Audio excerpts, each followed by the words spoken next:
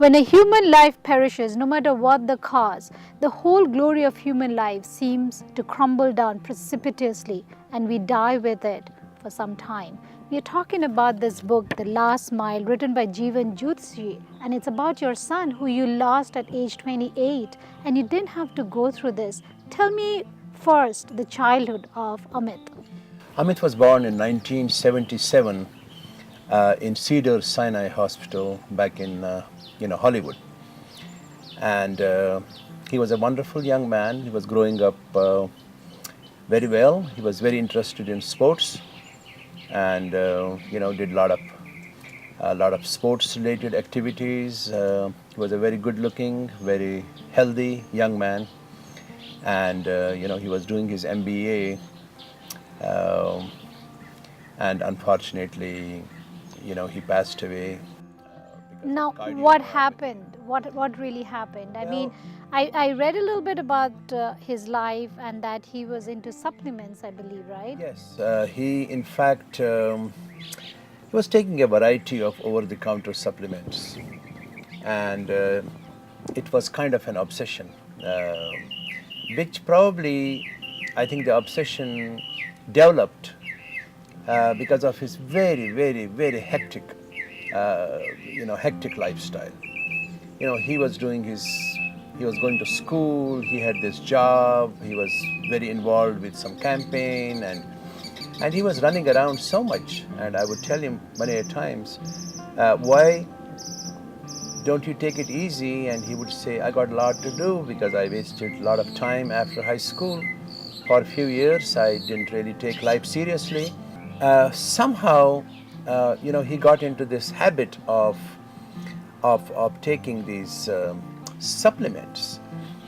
I think those days, this was 2004, 2005, and he used to go to the gym in Fremont.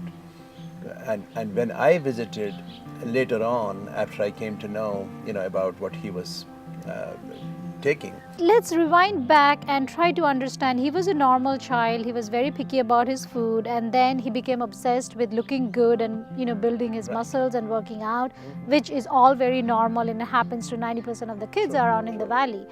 What happened thereafter? I mean, what was the turning point? What worried you? What got you to think about that he's not doing something right? What worried me was his gradual, his weight was going down, and I could see that he was looking thinner and thinner and thinner. As I said earlier, he was a very good-looking young man, and you would never be able to tell, how thin he is or how fat he is, because he was very good-looking. He had a nice body. But I could see that he is losing weight. So at one point, I got so concerned that I went to El Camino Hospital, and I talked to them, and I said that I would like him to be Evaluated, evaluated, for eating disorder, because I thought maybe it's a eating disorder. He's not eating well, and I see, that he's losing weight. So El Camino Hospital, they checked him out. Amit was very obedient. He was very, very kind person. So he did not really, he agreed to go. I mean, he was upset, but he said, since you are telling me, I'll go. So he went to El Camino Hospital, and he got checked and everything by the clinical, whatever psychologists and other people, whichever way they do it. And they told me that he's very fine. And I was being nasty and mean as a parent, just bothering him. And I was shocked.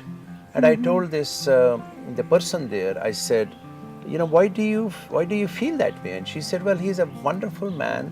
He is healthy. He is fine. And you are dragging him into getting tested for eating disorder, which is the last thing that you can think of. He had cardiomyopathy. In fact, there was no disease. He had never gone to a doctor he had never gone to see a doctor. He just fainted. And in 3 days, they could not revive his heart. And, the doctor said that his heart had become so bad the heart muscles had become so weak that they could not revive it. Now, why is your book called The Last Mile? Well, that's a very intelligent question.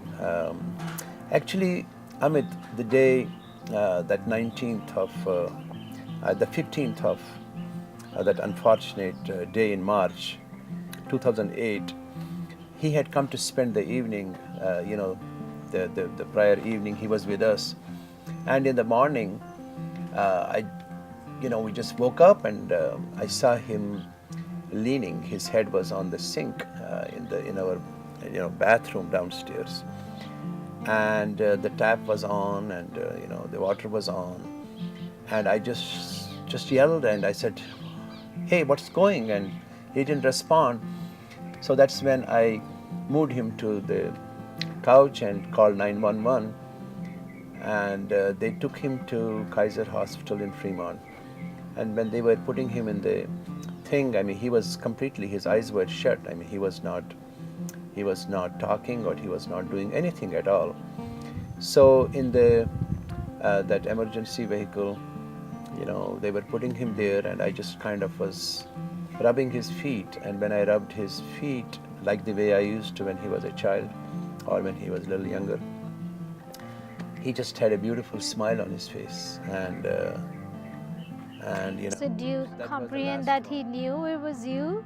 Yeah, and that Was it the last thing that was the last probably? thing. And I was just completely amazed that this guy's, his eyes are closed, and he can feel my touch. And that was the last touch. That was the last smile, and that was the last time we ever, could be able to speak to each other.